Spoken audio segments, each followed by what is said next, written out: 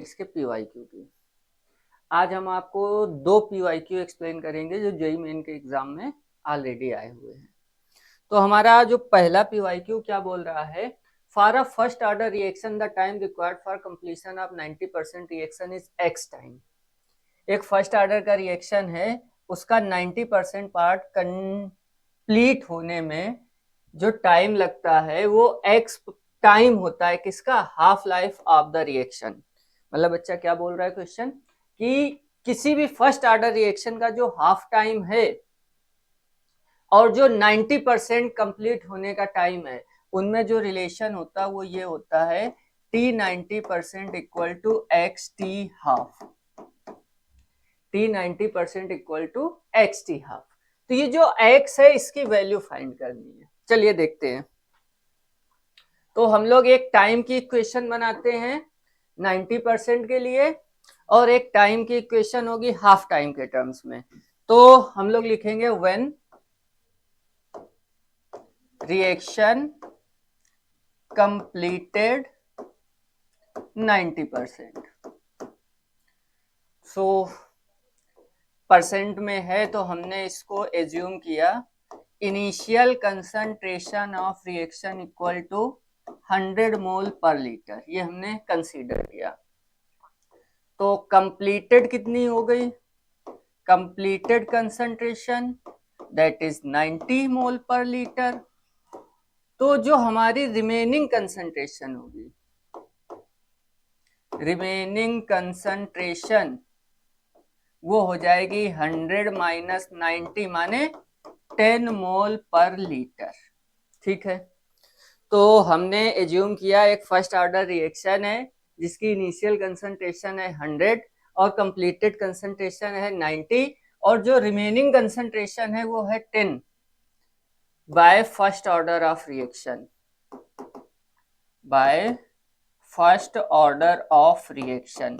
इसका जो rate constant होता है बेटा लोगों, क्या होता है? K equal to 2.303 upon T log base 10 initial concentration upon remaining.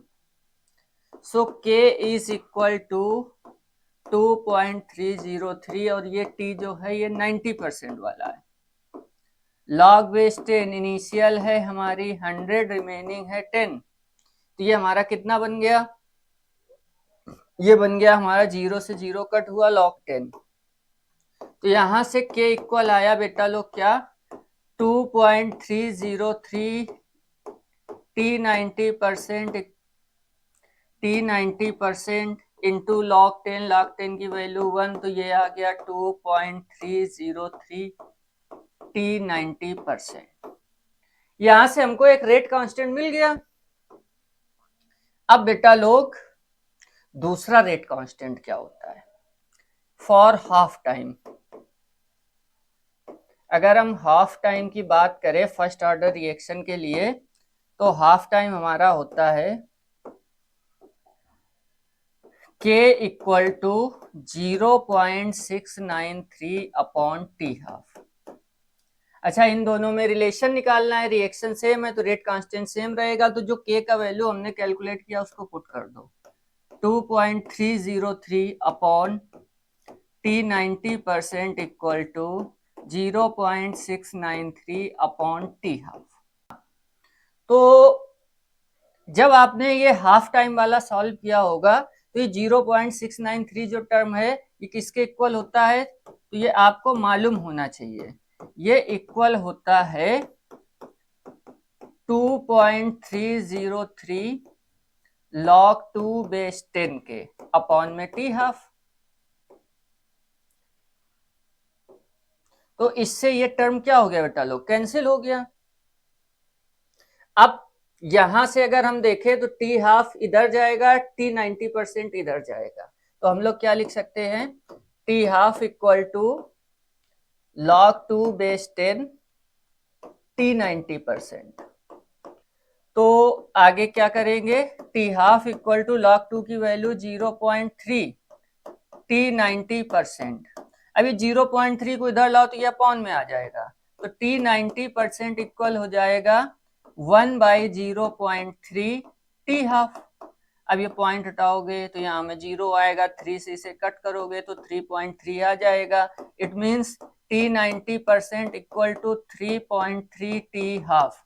हमने स्टार्टिंग में एक क्वेश्चन के हिसाब से रिलेशन लिखा था, T 90% equal to x T half, और यहाँ पर आया T 90% equal to 3.3 T half. तो जो x का वैल्यू आया वो कितना आया, 3.3। So answer C will be correct. तो ये हमारा हो गया फर्स्ट क्वेश्चन। अब हम लोग बात करते हैं सेकेंड क्वेश्चन की। क्या बोला है, at 30 degree Celsius the half life for the decomposition of AB2 is 200 second, half life time is 200 second, so given is T half equal to 200 second। ठीक है। The time required for 80% completion, तो यहां से अगर हम देखें तो K equal क्या हो जाएगा, 0.693 अपॉन T हाफ। इस हिसाब से K की वैल्यू आ गई 0.693 अपॉन 200। अब रिएक्शन कंप्लीट करा दो 80%, व्हेन 80% रिएक्शन कंप्लीटेड। तो फिर से वही same procedure, initial concentration A equal to 100 mole per litre, completed concentration is 80 mole per litre. तो remaining concentration A minus x हो जाएगी 100 minus 80, that is 20 mole per litre. तो ये वैल्यू हमारे पास आ गई बेटा लोग। अब हम क्या करेंगे, फर्स्ट ऑर्डर का फार्मूला अप्लाई करेंगे, बाय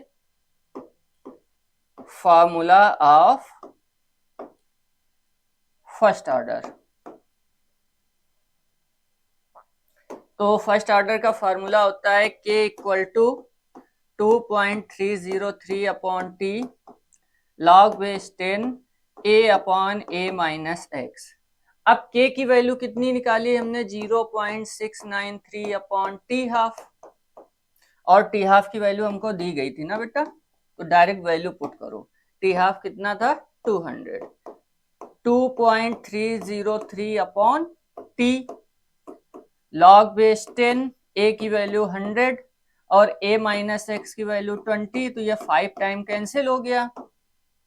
अब ये वैल्यू किसके इक्वल होती है, 2.303 लॉग 2 के अपॉन में 200 इक्वल टू 2.303 अपॉन T और log 5 की वैल्यू 0.699।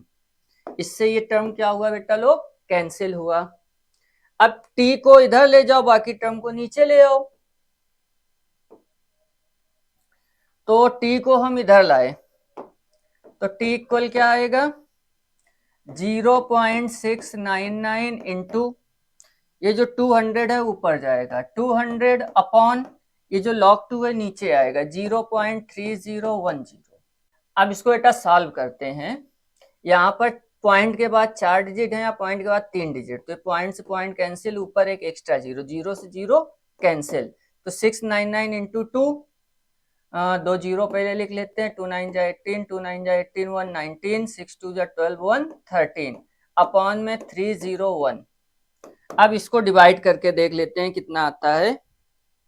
क्या था हमारा, 139800 डिवाइड बाय 301, तो ये आ जाएगा 464.45 सेकेंड।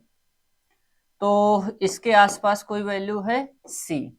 तो इस क्वेश्चन में अगर टी हाफ 200 है तो 80% कंप्लीट होने के लिए टाइम लगेगा 467 सेकेंड। Thank you.